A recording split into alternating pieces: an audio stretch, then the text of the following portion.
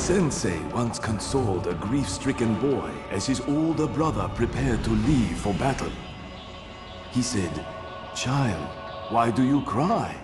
You are both part of a family, and a family is a bond that cannot be broken by war, by strife, by force, or neglect.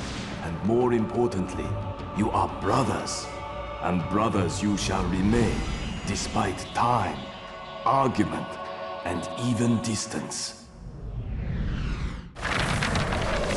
To this day, Master Splinter, collecting that medallion is one of the proudest moments of my life. I was very proud of you for that, Leonardo. But the adventure that followed your return home made me even more proud of all of you. You were proud of us? Yeah, we nearly broke the family apart. Sometimes, Raphael, adversity is necessary to strengthen a family bond, and reminiscing one's hardships helps as well.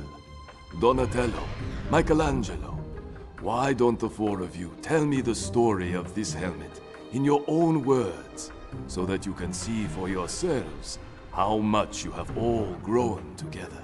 All right. I love this story. That's because you were always a huge fan of the Night Watcher, Mikey. And why not, dude? The Night Watcher was pretty cool. Sure, he was a creepy loner and all that, but he was just one guy, and he was taking out entire gangs on his own.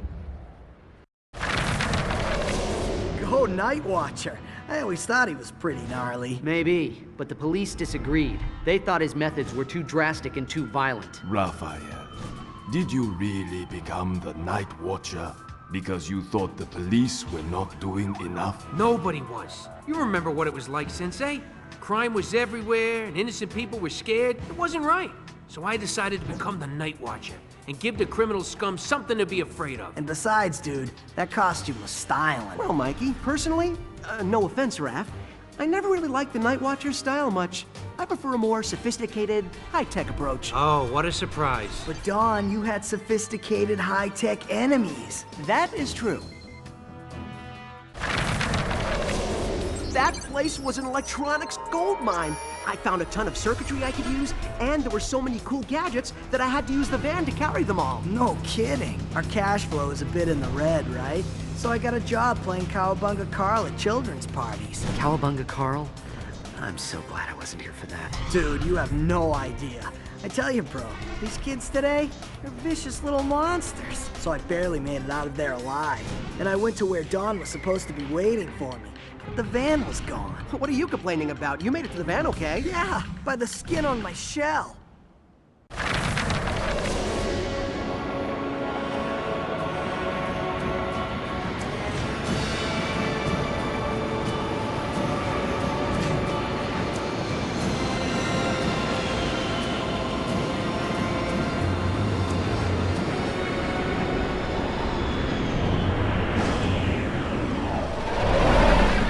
So it looks like you guys all managed to keep busy while I was gone. Totally.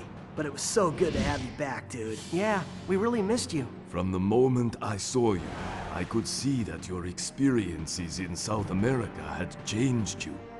Forced to rely only on yourself, you had grown a great deal. I remember I was so excited about telling you what had happened that we were having trouble meditating together. Truth be told, I was also eager to hear about your adventures. Just like that, I became a legend to those people. It was incredible. I felt so honored and so powerful. It was a shock to you then to return and discover that things would not be quite as simple at home. Yeah, family may make you stronger, but it can also drive you nuts. I wanted you to leave your brothers, but perhaps you were not yet ready. I thought a nice game of ninja tag, like in the old days, might help us train and bring us closer together. Man, I was way out of line that night. Yeah, we were both getting pretty hot-headed. You know, at first I was laughing because you guys were racing so pathetically. But when you started shouting at each other, bros, you got me real worried. It probably would have escalated too, but then we got interrupted. We did? Remember, dude? That ominous roaring sound? It was more of a screeching. Or a whale. Yeah, but a whale would have been more like, "Aye," and this was more like a, "Arr." I remember. You guys can stop now. And then we rushed over to where the sound came from. Well, I rushed over. You guys kind of followed along slowly. You ran off without us. You wanted to wait before doing anything. You wanted to jump blindly into danger. Guys, whatever.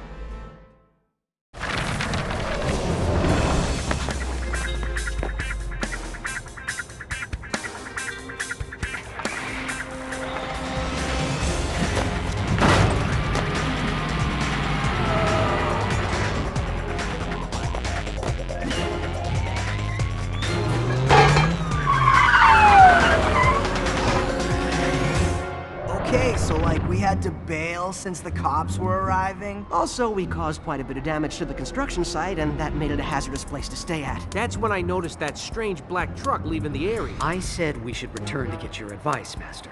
But Raph thought that was a dumb idea, and he went off on his own.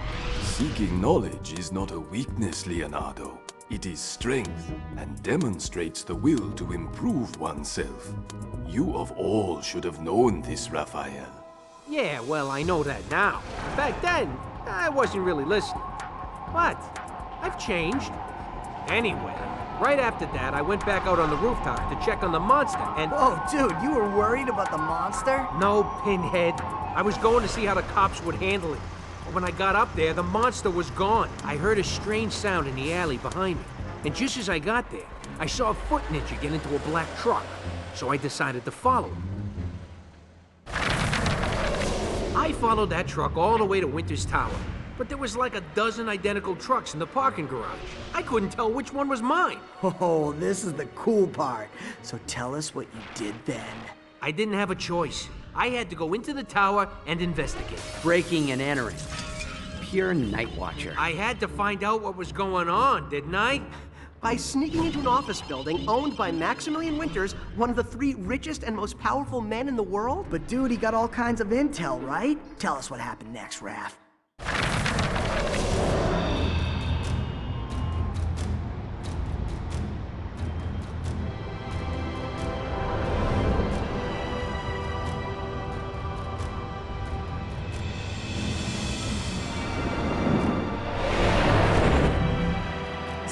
Now that was cool. Maybe. But he nearly got splattered all over Winter's driveway.